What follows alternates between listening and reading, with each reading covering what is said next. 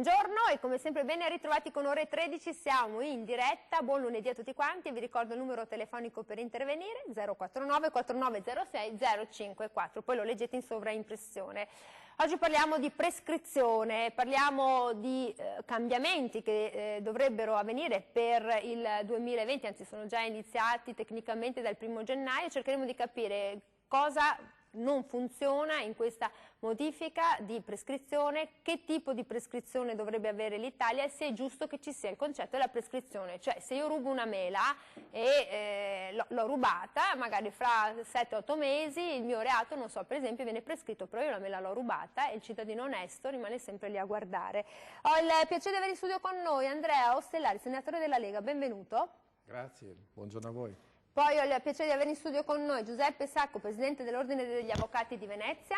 Benvenuto. Ho il piacere di avere in trasmissione Stefano Artuso del Partito Democratico e sottolineo che li vedete tutti e tre, sono tutti e tre avvocati. Grazie, buongiorno. E tutti e tre in materia diversa, quindi oggi siamo messi bene. Ahimè. Molto bene.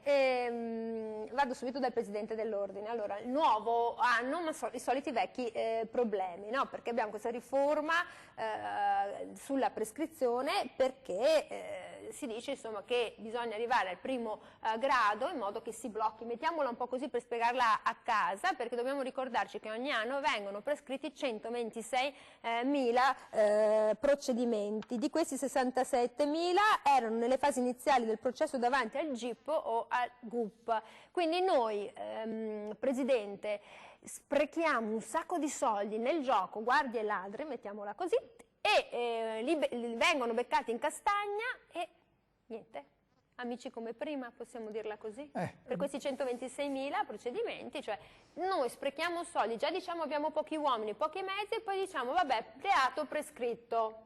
Forse però in questa sua ultima frase c'è una chiave di lettura. Sprechiamo mezzi, ma innanzitutto vediamo se i mezzi sono sufficienti, perché entriamo subito nel merito un po' della questione, che forse senza voler anticipare nulla, questo istituto è un istituto innanzitutto antico, è un istituto che è presente nella nostra normativa, quantomeno dalla normativa che è stata attuata in periodo fascista, tra l'altro nel ventennio, quindi nel 1930. Abbiamo una prescrizione che è un istituto che lega praticamente l'estinzione di un reato, se parliamo del penale, ma la prescrizione esiste anche nel settore civile, tra l'altro, al decorrere del tempo. Se a un certo punto il tempo per il quale si è impiegata la struttura giustizia per arrivare a una condanna è eccessivo, forse lo Stato, anzi è questo che vuole la norma, lo Stato abdica a questa sua, dice basta, a questo punto io non sono stato in grado di processare una persona entro un certo tempo, a questo punto basta, non serve più, ma non serve più per tanti motivi, non serve più perché non posso più reinserire la persona nella società, perché ormai sono passati 15 anni, pensiamo che per l'omicidio stradale si arriva a 48 anni per la prescrizione, ora che lo Stato non riesca in 48 anni a giudicare una persona forse è un po' eccessivo, quindi vediamo a monte la cosa più che a valle. Quindi l'istituto ha una sua valenza in questi termini, anche ai fini della pena, se viene irrogata una persona che continua a delinquere, per esempio poniamo il caso che venga dato un affidamento ai servizi sociali a una persona che si è reinserito nella società. Che cosa serve riportarlo ai servizi sociali? Ormai si è reinserito nella società, potrebbe essere un danno. Se invece quella persona ha continuato a delinquere, cosa serve portarlo ai servizi sociali? Ormai continua a delinquere. Però insomma, di lunedì io vorrei stare un po' di buon umore perché è l'inizio della settimana, cioè, quindi di conseguenza uno Stato totalmente borbonico, inefficiente, che non riesce a, dopo che li ha ciuffati, li ha beccati con le mani sulla marmellata, a dire vabbè ti processo in un tempo normale che non sono gli 8 anni, i 15 anni, perché poi in Italia abbiamo sentite di tutti i colori. Senta Ostellari, allora stop la prescrizione quando si arriva al 1° grado e le chiedo che insomma non va a ledere l'articolo iniziato della Costituzione secondo cui un imputato non è colpevole fino al 1° grado di processo, cioè cosa cambia con questa riforma? Cioè al 1° grado si congela tutto, si fa una foto, da lì non si può più prescrivere un procedimento, un processo, cioè rimane così. Sì. Ho rubato una mela, va bene, ma se ho ammazzato qualcuno, cioè le sto chiedendo, perché poi anche lì bisogna capire che tipo di situazione troviamo, sono reati totalmente diversi, furto è furto, chiaro. Sì, a parte che, come ha già detto il presidente dell'Ordine degli Avvocati di Venezia, la prescrizione poi opera, quel concetto di prescrizione di cui si parla oggi anche sui giornali, opera per alcuni reati, perché poi i reati più gravi non hanno problemi di prescrizione. Ma allora, la genesi di questa riforma, chiamiamola riforma Bonafede o 5 Stelle, chiamala come vuoi, nasce da una visione ideologica, prettamente ideologica.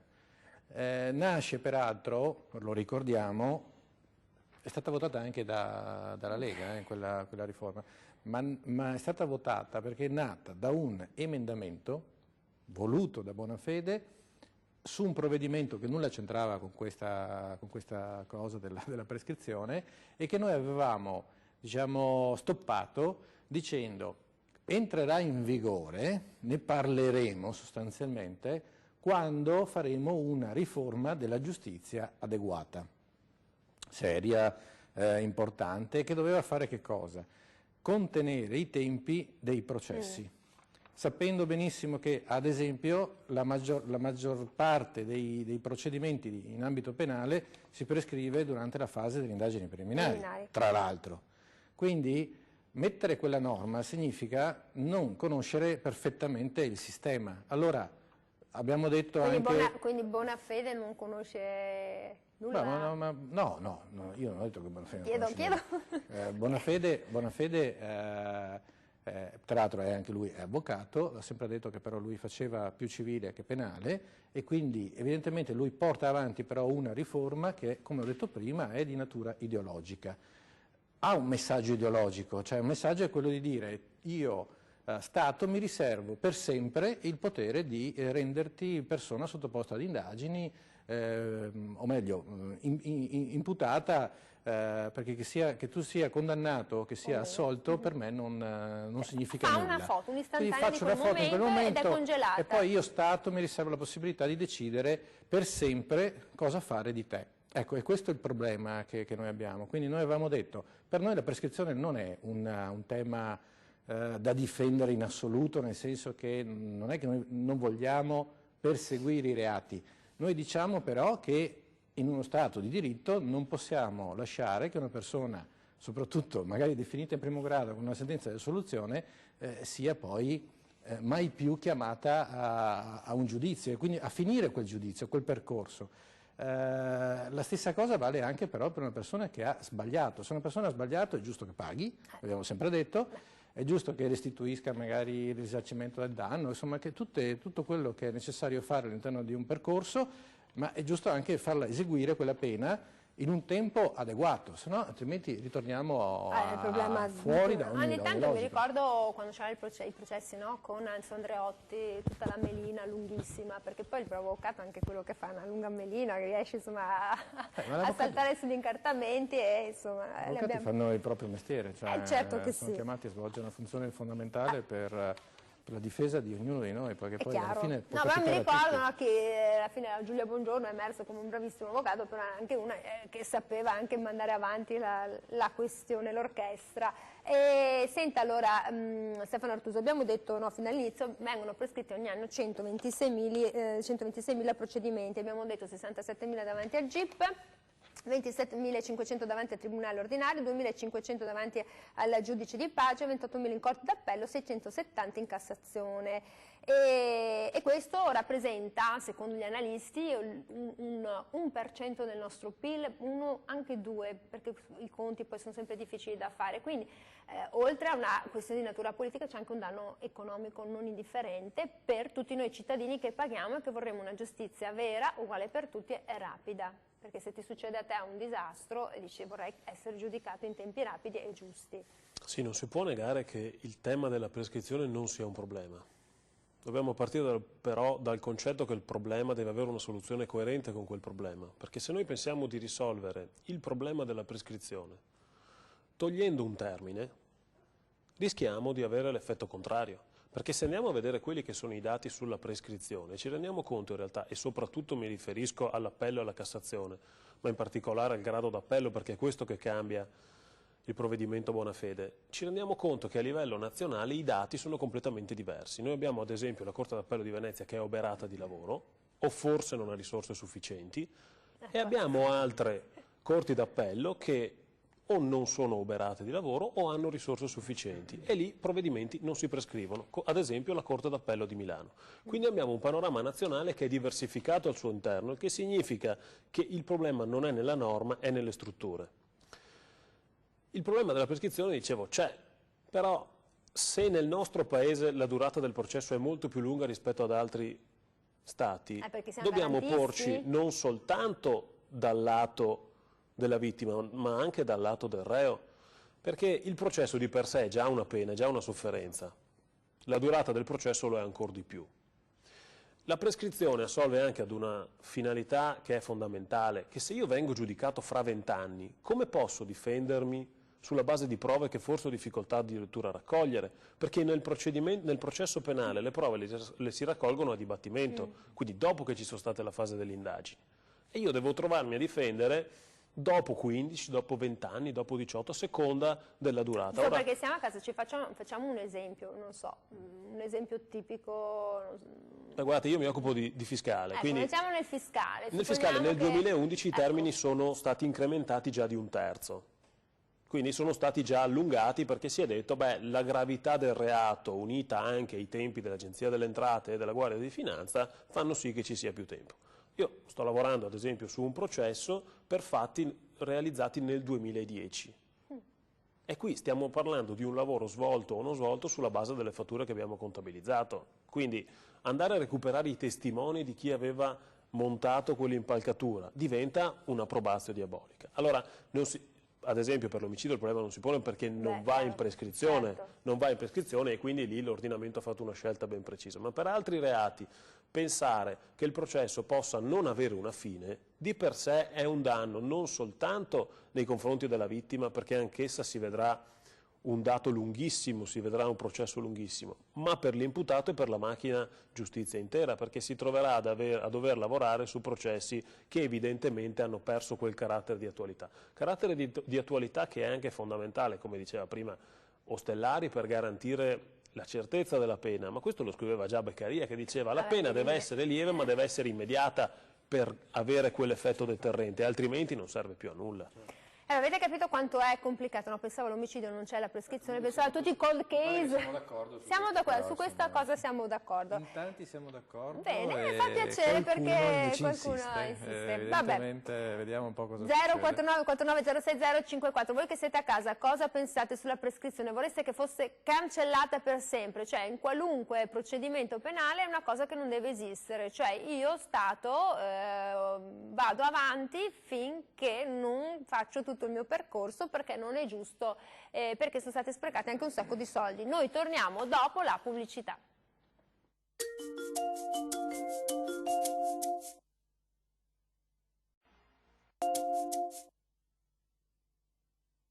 Eccoci qui, siamo tornati in diretta 049 49 06 054. Cosa pensate di questa giustizia italiana? Questa giustizia che insomma dice la prescrizione si congela a partire dal primo grado di giudizio per alcuni reati e quello che chiedevo io soprattutto adesso anche al Presidente Sacco è questo. In Italia mediamente un fascicolo di rilevanza penale che approda in aula attraverso i 3 gradi di giudizio è di circa 1444 giorni, cioè praticamente stiamo parlando di 4-5 anni, mettiamola così. E il problema qual è? Perché ci sono pochi giudici, perché i tribunali si sono ridotti, perché non vengono fatte le assunzioni, perché non c'è il cancelliere, perché? Perché c'è sicuramente una macchina giustizia che è in affanno, ma questo lo sappiamo da anni. Il problema giustizia è un po' come la questione meridionale, si parla, ogni governo che arriva deve risolvere il problema della giustizia. Gli interventi che vengono fatti sono pressoché caratterizzati da un unico leitmotiv, a costo zero. Ora, le riforme a costo zero, che in Italia sono una moda fantastica, sono delle riforme che non vanno da nessuna parte.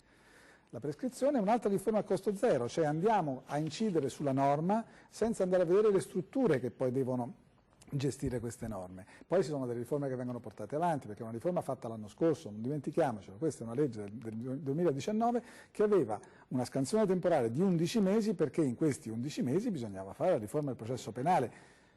Sicuramente è un bellissimo proposito, però siamo arrivati, malgrado la dilazione, all'entrata in vigore della norma e siamo esattamente nelle stesse condizioni, forse peggio, perché mi riprendo mi riaggancio a quello che diceva il collega. La Corte d'Appello di Venezia oggi ha una dotazione di magistrati, ma soprattutto di personale amministrativo, che è assolutamente insufficiente rapportato a quello della Lombardia, a quello del Piemonte, quindi della Corte d'Appello di Milano, della Corte d'Appello di Torino. Perché? Perché non si è ancora capito che il Veneto, che è trainante nell'economia, non può avere una giustizia che invece è un fanalino di coda. E questo evidentemente è una cosa che va detta a voce fortissima e bisogna farla capire assolutamente, cosa che stanno facendo i capi di corte costantemente, ma che non arriva, non ha un recettore politico. Cioè, quindi lei dice, così, un'analisi, glielo chiedo, si fa, tra virgolette, la buttata, no, l'escalation politica, perché si devono inseguire quelle che sono le promesse che sono state fatte senza tener conto poi di quelle che sono le esigenze del paese reale. In questo caso le dice, alla Corte di Venezia siamo messi un po' malissimo. Ogni inaugurazione dell'anno giudiziario si leva altissima la voce del Presidente della Corte, del Procuratore Generale, del Presidente dell'Ordine degli Avvocati, che dicono non ce la facciamo con questa dotazione di personale. Quante persone avreste bisogno in più, ad esempio, mediamente? Guardi, adesso non ricordo esattamente i numeri, però da uno studio che ha fatto il Presidente della Corte d'Appello proprio qualche mese fa, che poi è stato portato al Ministero, se si rapportasse il numero di magistrati che ci sono a Milano col numero di con la popolazione della Lombardia rispetto alla popolazione del Veneto con i magistrati, dovrebbe esserci 1 a 34, cioè noi dovremmo avere 34 magistrati in più come minimo per riuscire ad arrivare ad un numero che mediamente è quello della Corte d'Appello di Milano. Questo anche con il governo precedente abbiamo lavorato e peraltro continueremo a farlo anche noi da opposizione, ovviamente, perché poi il compito poi è quello di risolvere i problemi. E sulla situazione, come ha già evidenziato lei, della Corte d'Appello di Venezia, è importante che tutti abbiano chiaro il quadro, quindi interventi a pioggia non servono e quindi ci vogliono degli interventi laddove c'è la necessità. Non lineari, lì, come sempre. Nella Corte d'Appello di Venezia è assolutamente necessario intervenire, ma questo l'abbiamo detto noi prima. Ovviamente sono attività che a cui non riesci a dare risposte nell'immediato, ci vogliono un po' di mesi, ma credo che già quest'anno arriveranno dei nuovi numeri per quanto riguarda i magistrati e di conseguenza poi deve arrivare anche il personale amministrativo, altrimenti non riesce a far funzionare la macchina. Chiaro che qualcuno dice ce ne vorrebbero 30, 30 non ce li hai e quindi lavori con quello che hai, però ecco, la macchina poi la devi anche governare nel suo complesso, non solo da un punto di vista quindi di numeri e di risorse assolutamente necessarie, se no questo paese non riparte. E poi però le riforme devi farle serie e non puoi agire così. Appunto, ma allora perché non si consultano le persone che sono sul lavoro, sul campo in questo caso? Le persone si consultano. Sì, però alla fine non sono ascoltati, perché se dice ogni anno ci ritroviamo con questo grido e nessuno ci fila, vuol dire che c'è un problema di telefono senza fili, cioè. Purtroppo, mi chiedo, da quanti anni andate avanti? Da sempre? Sono anni e anni, adesso io sono Presidente dell'Ordine, da quest'anno sono stato segretario per 4 anni, gli ultimi 5 anni come minimo per mia testimonianza diretta sono Presidente della Corte che legge i numeri e dice noi non possiamo essere, c'è stato lo studio della CGIA di Mestre l'anno scorso che ha detto Venezia, il Veneto è il fanalino di coda della giustizia, non penso che questa cosa non sia nota. Ecco perché quando dico se non andiamo ad incidere sulla struttura, non c'è prescrizione, istituto giuridico, riforma che tenga, perché poi bisogna che ci sono gli uomini a fare le cose. E noi gli uomini non li abbiamo. Ci sono gli uomini che fanno le cose, poi ci sono le persone, imputate, vittime che si arrabbiano perché poi sembra che nulla si stia muovendo, perché per esempio, non so, mi vengono in mente tanti casi che abbiamo sentito, dicono che no, ma c'è un dato molto interessante, no? Dice, allora abbiamo sentito di parlare di 126.000 procedimenti che vengono prescritti, ma questa riforma, quando tu vai a spulciare le carte, riguarda 28.000 prescrizioni in Corte d'Appello e 670.000 in Cassazione, non interessa le circa 100.000 prescrizioni che avvengono prima della sentenza di primo grado, quindi la riforma riguarderebbe il 23% delle prescrizioni attuali, che riguarda circa il 12,5% delle definizioni, quindi 1 su 8. Prendiamo la telefonata da casa. Pronto? Buongiorno. Buongiorno, sono Giusy, a lei suoi occhi. Buongiorno Giusy, non ha fatto niente di male, vero lei? Perché si spera. Ascolta, intanto dico una cosa, che con la sicurezza, impossibile che da anni abbiamo questi spacciatori in tutte le città e sono lì che nessuno può metterli mano. Ci sono i carabinieri, c'è la polizia, c'è un governo, ci sarà una legge. Sono tutti clandestini, dunque non dovrebbero neanche essere qua. E perché non li prendono? Perché hanno paura. Ma perché? Ma perché dobbiamo tenerci questa feccia? Perché è una feccia, signori, questa qua. Non ci danno niente, anzi sono tutto il giorno con questa droga, che non si può andare avanti così. E poi, quando li prendono, mezz'ora di interrogazioni e poi sono fuori, sicché è inutile che i nostri poliziotti li corrono dietro, rimettendoci anche la vita alle volte, e poi sono fuori dopo mezz'ora di interrogatorio. Questo non è possibile. Se questa è una legge, la devono cambiare subito, immediatamente, perché è da anni che andiamo avanti così.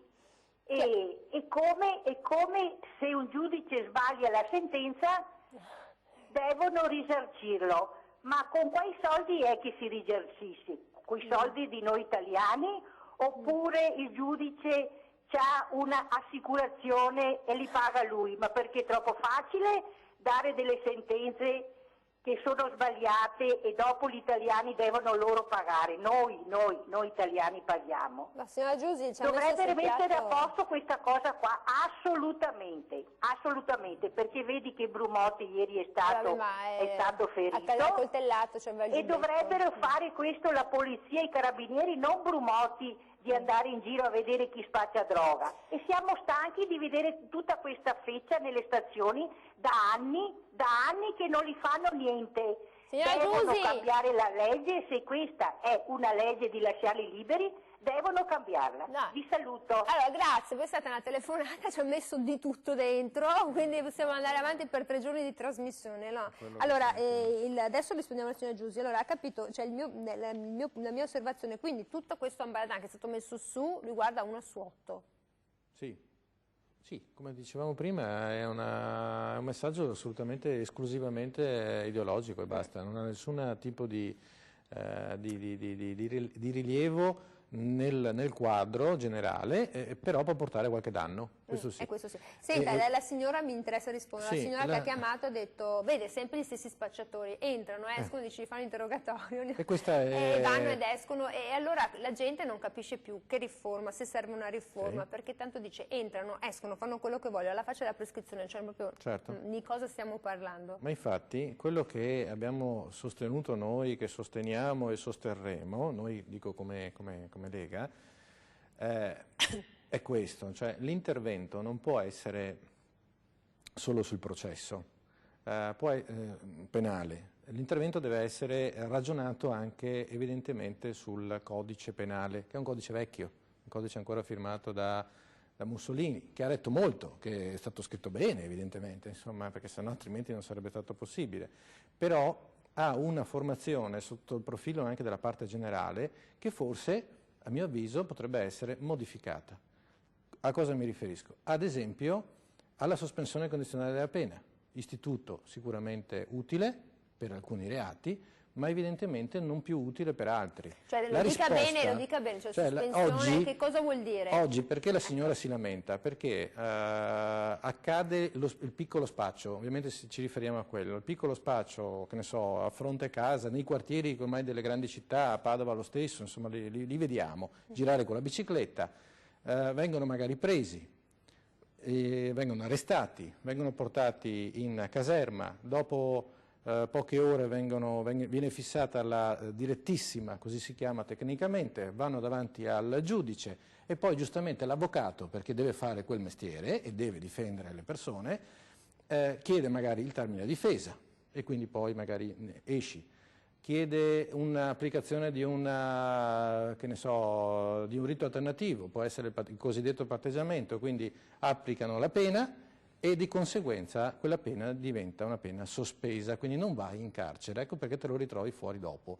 Magari nessuna misura coercitiva che viene applicata e quindi questo soggetto continua a operare poi nella stessa. Ecco. Allora, questo meccanismo che oggi funziona perché effettivamente li prendono, poi li portano dentro davanti al giudice e poi riescono, è una spesa continua. Allora, o decidiamo che quella è una corsia che in qualche modo deve essere rinnovata, chiamiamola così, o adeguata ai tempi, e questo perché? Perché dobbiamo dare qualche messaggio anche a chi sa che in questo nostro paese funziona così, cioè quelli che decidono di fare quel mestiere, chiamiamolo mestiere, insomma, per modo di dire, e quindi chi decide di fare compiere lo spaccio deve sapere, ad esempio, che tu magari, che ne so, non occorre fare una pena esemplare, magari più corta, però quella la esegui. Ma tutta la esegui, perché poi c'è il problema appunto della certezza della pena. Io devo andare in pubblicità 049 49 06 054, poi torniamo anche sul concetto dei giudici con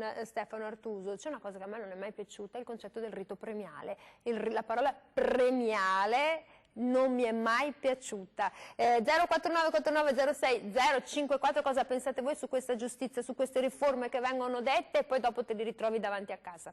Dopo.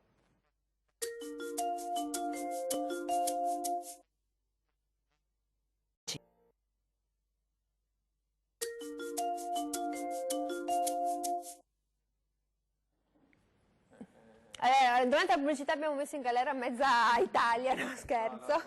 No. 049 49 06 054, prendiamo una telefonata e poi andiamo da Artuso, perché il problema dei giudici è un problema che torna spesso, no? Nella politica e nelle mente delle persone. Pronto, buongiorno. Pronto? Buongiorno. Buongiorno dottoressa e buongiorno ai suoi gentili ospiti. Sono Nadia e parlo da Padova. Premetto, io sono una vedova di un ufficiale in aeronautica che ha lavorato al Monteveda, dove c'era il radon che ha fatto tanto del male alle persone e sono morte tantissime di tumore, sia ai polmoni riconosciuto dallo Stato italiano, ma secondo loro le cellule tumorali chiedono il permesso per andare nei polmoni, nella prostata, nel fegato, nella testa, perché mio marito è morto con un blastoma nella testa.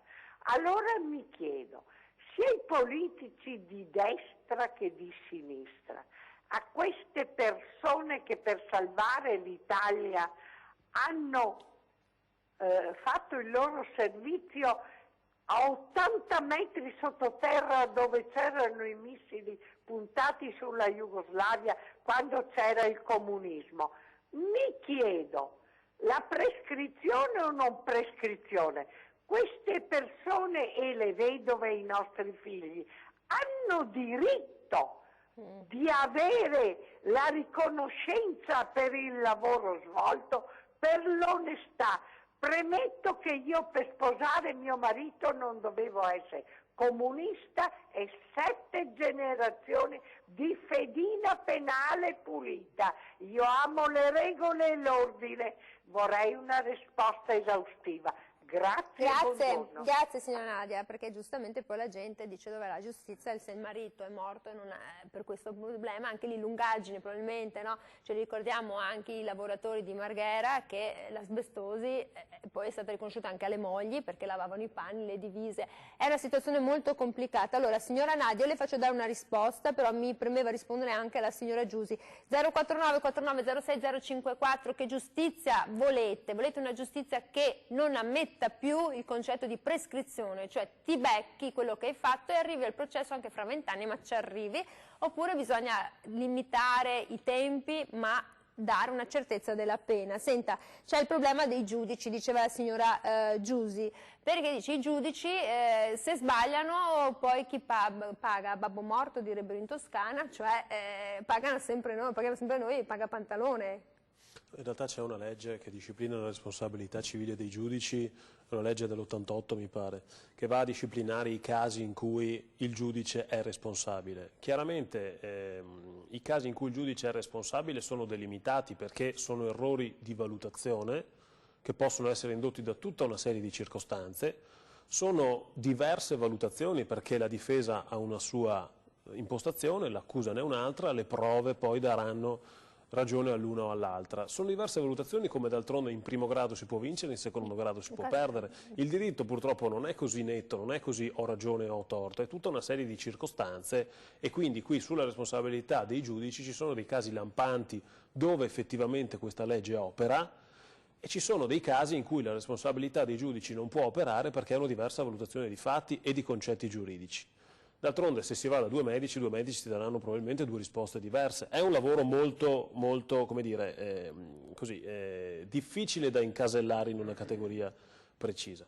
Però il tema è quello, salvo episodi di dolo, dove allora a quel punto se il giudice volutamente ha dimostrato, si riesce a dimostrare che il giudice era volutamente... Come abbiamo allora, visto, no? Ci sono stati anche dei giudici pilotati. Dei giudici pilotati, ecco, il sistema ha i suoi anticorpi, ancora prima di iniziare il processo lo fai rilevare e quindi ti fai cambiare il giudice. Però volevo un attimo tornare al tema posto dall'ultima telefonata. Cioè la telefonata della signora Nadia, la quale dice attenzione, mio marito servitore della patria, è tutto riconosciuto che il tumore è stato causato dal radon, ma dimenticato dallo Stato. Perché quindi... ha chiesto una risposta, credo che allora sia io gliela giusto. faccio dare, sì. Signora, perché abbiamo una telefonata. Allora, i nostri ospiti sono sacri, ma anche i telespettatori. Pronto, buongiorno.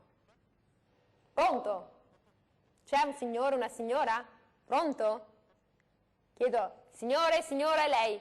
Pronto? C'è, non c'è?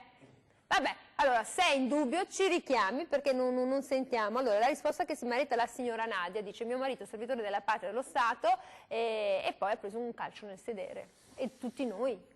Ecco, non so se lì il tema fosse quello della prescrizione perché non conosco nello specifico... Penso che non gli abbiano riconosciuto il Ecco, quindi non so se siano dolo. entrati nel merito o se fosse una questione di prescrizione. Poniamo che fosse una questione di prescrizione. Abbiamo detto prima che in appello si prescrive circa il 10% dei casi, quindi questa presunta riforma incide in maniera minimale. Il problema vero è l'inizio delle indagini, cioè quando comincia, perché se un'indagine comincia tardi, se ci sono delle lungaggini, il tempo di indagine massimo è 24 mesi, ma in realtà poi può essere anche prorogato, è lì che si perde un sacco di tempo. Ecco perché tantissime prescrizioni si hanno ancora prima del primo grado. In realtà se guardiamo i numeri, i processi in Italia se ne fanno tantissimi e pene ce ne sono tantissime. 1 milione all'anno. Ecco, è una cosa incredibile se voi ci pensate a quanti procedimenti. Però, e questa è la risposta che volevo dare alla signora, torniamo al punto di partenza, cioè sappiamo che il problema c'è, dobbiamo capire se la soluzione che oggi è stata adottata è conforme a risolverlo oppure no, oppure se è una bandiera da sventolare ma che in realtà non sposta il problema e quindi non avrebbe nemmeno spostato il problema alla signora. Mi pare che lo dica bene il dottor Sacco, cioè l'avvocato Sacco, il presidente, che dica siamo qua da anni con la nostra bandierina ma nessuno ci finisce. Io prendo la telefonata. Pronto, buongiorno. Buongiorno. Buongiorno. Buongiorno a lei e ai suoi ospiti. Pronto, mi sentite? Sì, la sentiamo, buongiorno. Vorrei fare una domanda ai suoi tre ospiti. Se mi sanno dire in quanti anni si prescrivono il 95% dei reati. 4 prescrizioni diverse. Il 75% dei reati? No, il 95%. Al 95% reati. Beh, allora non pensavo di diventare un quiz alla Giariscotti o alla Raffaella Carrà, però insomma, perché lei ce l'ha la risposta? Io rimango in linea perché se non la sanno la risposta gliela do io. Ecco, mi pare di ricordare da quello che anch'io ho i documenti che siano più del 60%, cioè c'era un dato. 7 anni e mezzo. 7 anni e mezzo. 6 e 4 lui voleva Il tempo dice di anni, in anni 7 e mezzo. Pare così. Delitti. Ecco, da 6 e 4. perfetto, 7 anni e mezzo. Allora io chiedo, 7 anni e mezzo, vi risulta che ci siano stati dei processi che siano finiti prima? Dipende, certo. conforme alla media è 4 anni. Cioè Sì. Attenzione, poi ci sono... dipende Motivi alternativi. appunto, dipende il tipo di reato, dipende il tipo di giudizio che deve essere. Però se arriva la domanda... allora, qual è la domanda? La domanda è molto semplice, siccome in 7 anni e mezzo si prescrivono il 95% dei reati, vuol dire che ci vuole che bisogna eliminare la prescrizione, perché se no vanno tutti in prescrizione, no? Mi sembra ovvia la faccenda, no? È chiaro? E do un consiglio ai suoi ospiti, leggetevi il libro di Bruno Tinti, Rotte, al capitolo prescrizione, forse qualcuno capirà meglio di cosa stiamo parlando. Scusi signore, c'è sfuggito il libro che lei consiglia, cioè il libro? Si chiama Toghe Rotte di Bruno Tinti. Bruno Tinti è stato per anni il vice procuratore capo del Tribunale di Torino. Quindi penso che sappia meglio di noi le cose, no? Di come va la prescrizione. Leggete di quel libro al capitolo prescrizione, forse ne capiremo tutti meglio. Grazie mille per il suo intervento. 049 49 06 054. No, basta con i quiz perché sennò mi viene anche un po' di ansia. Allora, stava dicendo, voleva concludere lei prima? No, credo di aver concluso, ok. sì. Che... Senta, allora, è chiaro che emerge che il problema, come anche ha sollevato l'ultimo telespettatore, è il problema della lungaggine. Lei, che poi fa anche il civile, aiuto, cioè me lo dice dopo la pubblicità perché ci devo andare, ma anche quando si trova davanti a un cliente così, cosa gli racconta? Perché dipende cosa hai fatto, non è che sono le bricioline che ti butta la signora del piano di sopra, cioè ce ne sono tante di situazioni. Bisogna raccontare la verità, la media, la lungaggine, la verità della burocrazia. 049 49 06 054, siamo qua anche pronti a rispondere a qualunque quiz, a qualunque domanda, perché siamo piazzati e vincenti come i cavalli. A dopo.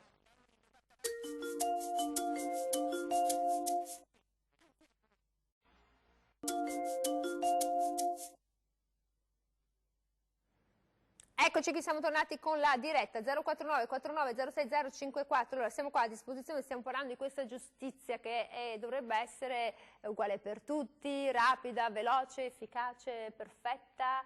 Poi invece prendo il presidente Sacco dell'Ordine degli Avvocati di Venezia e gli chiedo, ma lei quando si trova davanti a un cliente, diciamo per una cosa media, non so cosa potrebbe essere una cosa media perché è difficile da stabilire, ma lei cosa gli dice? Guardi, da qui a 4 anni, da qui a... perché se io vado a prendermi i tempi dei processi civili, sono tempi abbastanza lunghi, no?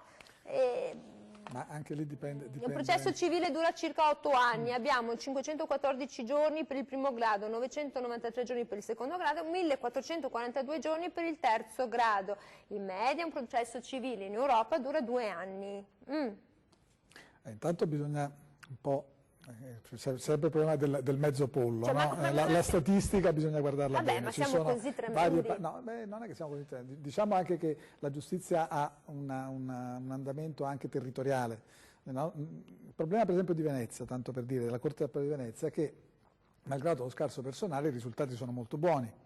Per cui i magistrati soprattutto, non tanto noi avvocati facciamo, come giustamente dice Ostellari e come dice il senatore, noi dobbiamo fare la nostra professione, che è una professione che soprattutto di tutela dei diritti, perché noi siamo un presidio, perché bisogna poi essere dalla parte del reo, come diceva anche il collega, noi la guardiamo sempre dalla parte della necessità di giustizia, che è fondamentale, che è una cosa sacrosanta, però non possiamo perdere di vista i diritti fondamentali di chi si trova in capo ad essere attinto dalla giustizia, che può essere innocente. La presunzione di innocenza è un elemento fondamentale. Ma sì, ma se partiamo da questo, se nella riforma della prescrizione guardiamo l'articolo 112 che parla della certezza della pena e non guardiamo l'articolo 111 e l'articolo 27, giusto processo e quant'altro, perdiamo di vista quello che è il corollario generale. Innanzitutto bisogna tutelare la persona innocente. Se poi quell'innocente dopo 3 gradi di giudizio viene valutato come colpevole, allora la questione cambia. Allora si parla di certezza della pena, ma ci dobbiamo arrivare. Allora, ritorniamo e dice nel mentre si sfascia tutto perché uno pensa ad Enzo Tortora, no? Ecco, per esempio, la giustizia giusta, molto... il principio di giustizia giusta, non possiamo perderlo di vista, perché altrimenti si snatura il concetto stesso del nostro, ma anche della nostra professione, di quella dei magistrati. Se guardiamo, scusate, mi faccio un passo indietro se è possibile. Noi stiamo verificando qualcosa che tocca il 25% dei casi di prescrizione e l'altro 75%? È quello il core business di questa questione. Noi dobbiamo trovare un modo per evitare che la prescrizione vada a incidere sul 75% di quei casi. Allora sì che avremo fatto un servizio a chi ha esigenza di giustizia. Questo invece viene perso di vista, si va a guardare una parte residuale, ma non è quello che può interessare al cittadino. Quindi dice, è stato buttato fumo negli occhi? Quello che si diceva prima è un messaggio politico, è uno slogan che faceva parte di un programma e che doveva essere portato avanti, perché altrimenti l'elettorato che ha seguito quel determinato partito probabilmente non è soddisfatto. Quindi arriva un cliente e gli dice meglio farsi un civile, un penale, un tributario, cioè cosa sarà meglio in Italia se proprio devi andare incontro a un procedimento? Tributario... è difficile. Sotto tributario sei, no? Sì, la Cassazione... dovremmo fare... Sì, io sto dicendo uno è a casa come dice procedura siamo indietro come paese. Il giudizio tributario meriterebbe una dovrebbe aprirsi l'occhio dal cielo, l'occhio di Dio, scendere con una mano e tenderla. No, la Cassazione penso ma senta, ma un civile davvero, lei... Il suo processo è più lungo, faccio un po'... I processi più lunghi sono quelli successori, quelli che durano una vita, che sono... quindi sono col successore, sono le ereditarie. Ma ci sono ormai le quindi cause... lei dice attenzione a fare una causa sull'eredità perché vi sfinite prima, può darsi che non erediterete mai. Ma la natura stessa della causa, il tema che si affronta, che è un tema complesso e quindi molto spesso... per tutta una serie di motivi, divisioni e quant'altro diventa lungo. Ma durerebbe più di Beautiful, le famose soap opera che non finiscono mai. Bisogna un po', non è più così, adesso a parte le statistiche, ma le cause non è che durino poi un periodo così illimitato di tempo. A Venezia in 2 anni, 2 anni e mezzo, un primo grado viene definito. Adesso, ogni tanto arriva il cliente e dice ma questa causa durerà 10 anni, ma non è vero, non è così. Ci sono delle cause che durano molti anni, ma se lo spauracchio della durata indefinibile della causa fa sì che il cittadino non vada a chiedere giustizia, vuol dire che siamo messi veramente male. Vabbè, però uno dice quanto mi costa, non mi costa, perché poi gli italiani sono soltanto litigiosi, perché me lo insegna lei che fa il civile, sì. Poi dopo sul tributario non so se siamo proprio... Ci dobbiamo difendere, non è che litighiamo. Non sa bene. Per il penale poi anche lì si aprono. Senta, il problema quindi che emerge è un problema di sconnessione tra le reali esigenze e la politica ostellare. Mi dispiace ma è una sconnessione perché i risultati sono questi. Quindi adesso cosa bisogna fare? Voi siete anche all'opposizione, quindi adesso cosa si può fare? Perché bisogna sempre un po' anche aggiustare il tiro man mano che si fanno le cose. Intanto bisogna in questo paese cominciare a ragionare anche in maniera secondo me diversa dal ragionamento che qualcuno fa e che ha fatto anche in relazione a questa riforma sulla prescrizione, cioè ad esempio cominciare a dire come diciamo noi, che in Italia sono più le persone oneste che quelle disoneste, prima cosa, e seconda cosa ad esempio che gli avvocati servono, e terza cosa che anche i magistrati sono in larghissima maggioranza quelli che operano bene, cioè, anche lì però c'è qualche parte che evidentemente da mettere, diciamo così, chiamiamolo in senso lato all'angolo. Quindi partire con le idee chiare su alcune riforme, dal CSM al penale, quindi comprendendo secondo me anche il codice penale e non solo quello di procedura, al codice civile, o meglio, al codice di procedura civile, quindi anche lì operando una sistemazione. A quello tributario, perché io non faccio tributario, ma ho saputo di quelle cose che sono assolutamente cose che voi umani... incomprensibili, come ad esempio il diritto alla prova, cioè lì non hanno diritto alla prova. In questo paese non c'è la prova testimoniale, cioè, e quindi io credo che lì persone serie si mettono attorno a un tavolo e fanno e cambiano, ma non per gusto di cambiare, perché se no altrimenti non sei un bravo politico. Cambi se è necessario farlo per adeguare il sistema e renderlo più competitivo anche nei confronti di altri paesi europei, altrimenti poi è chiaro che noi continuiamo ad essere... Mi servirebbe per magari la scuola, per magari la ricerca, per l'innovazione, perché insomma non questo percorso però va fatto in tutti gli ambiti, in quello evidentemente scolastico, cioè, è chiaro che ci vogliono risorse, bisogna rifare ripartire il paese, poi noi abbiamo delle ricette diverse rispetto a quelle del centro-sinistra, questo lo sappiamo, lo sapete benissimo anche voi. Poi in questa costruzione del futuro del Paese ci misureremo ovviamente quando ci manderanno al voto e quindi gli italiani avranno la possibilità abbiamo un di problema dire grosso di giustizia, ma adesso oggi si sta discutendo anche tanto sulla legge elettorale, di nuovo questa ruota di Torquemada che ti cade sulla testa. Io devo prendere la telefonata e poi vengo a lei, cioè, però non è male quello di Ciostellare, va incontro alle esigenze del tributario, molto bene. Prendo la telefonata da casa, che non sia un quiz. Pronto? Pronto? Prego, buongiorno. Sì, mi sente? Sì. Allora io volevo chiedere ai suoi ospiti a proposito di magistratura. Quando succede un caso, no, qualsiasi esso sia, si dice se prendono parte della magistratura e danno in mano il fascicolo, il caso. Quali sono i poteri del giudice e quanto tempo ha a spese, naturalmente non so se dello Stato di chi, di cercare di fare l'istruttorio per poi dare un giudizio sul singolo caso, esso sia penale o anche civile, diciamo così, no? Perché mi sa che qua ci prendono un po' in giro. Questi signori magistrati, giudici che sono lì, non si sa mai dopo di che colore politico siano, e questo è molto grave perché devono essere imparziali, devono sempre andare a cercare, ma io l'ho interpretata così, mettono la cartella sotto il braccio e per 1 anno, 2, 3 anni, 4 anni, 5 anni loro seguono il caso. In realtà definitivamente sono Fierotto Natale di Falzè di Piave e con auguri chissà che la giustizia vada in porto democratico, onesto e sincero. Grazie molto. Grazie. No, mi fa l'immagine di questo magistrato con queste 4-5 cartelle sotto braccio e... Allora, visto che è molto importante la telefonata a Senta Artuso, capisce che la gente, l'indipendenza della magistratura è garantita, non dipendono più dal Ministero dell'Interno, perché una volta c'era un po' di ansia anche in questo, però... Per esempio i giudici tributari ecco, neanche ci ritorna, la disgrazia. Certo, lei si è messo, ha studiato e ha detto mi piace quello, i genitori dicevano no, non lo fare, ma lei ostinato è andato avanti. Allora capisce che dice ma cosa fanno tutto il giorno per 2, 3 anni, 4 anni, 5 anni con queste cartelle sotto questi fascicoli, sotto le braccia, la gente pensa questo, no? Che il magistrato sia politicizzato, se è di destra, di sinistra, ecco, diciamo che le cause cause al momento giusto.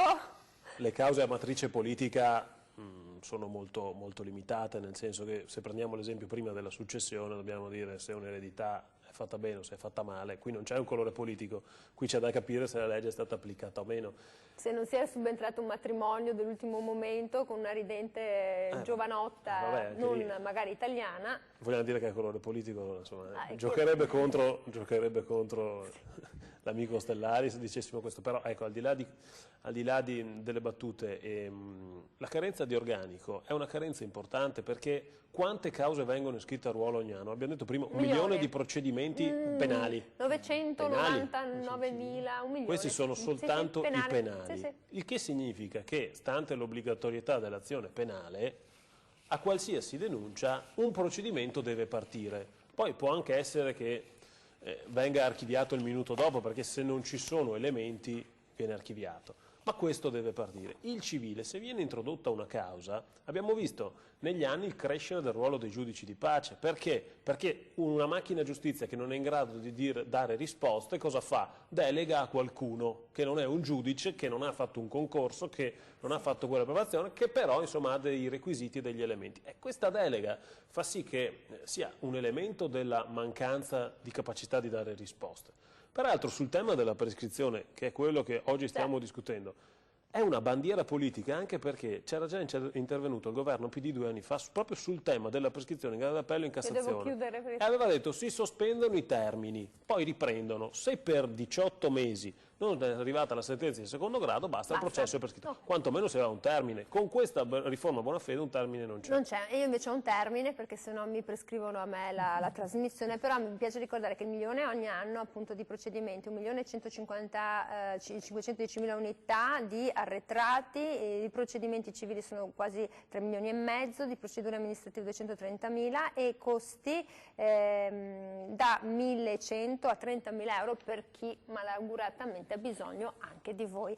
Io ringrazio davvero molto Andrea Ostellari, senatore della Lega, per essere stato con noi. Mi raccomando, avanti e coraggio, se c'è da cambiare si cambi. Coraggio, certo.